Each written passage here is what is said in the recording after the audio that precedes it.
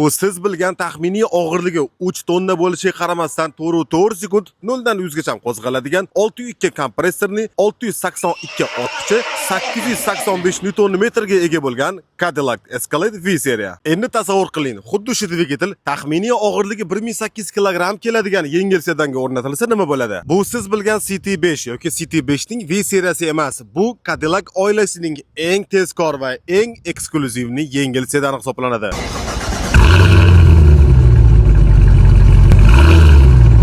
Bu super sedanimiz uchun ikki xil turdagi uzatmalar qutisi taqdim qilinadi. Birinchisi mexanika 6 pog'onali, ikkinchisi esa avtomat 10 pog'onali va eksklyuziv tarzda faqatgina RVD bo'lib ishlab chiqariladi. Va eng qiziq ikkita jihatdan birinchisi 602 litrli supercharged kompressorni bo'ladi.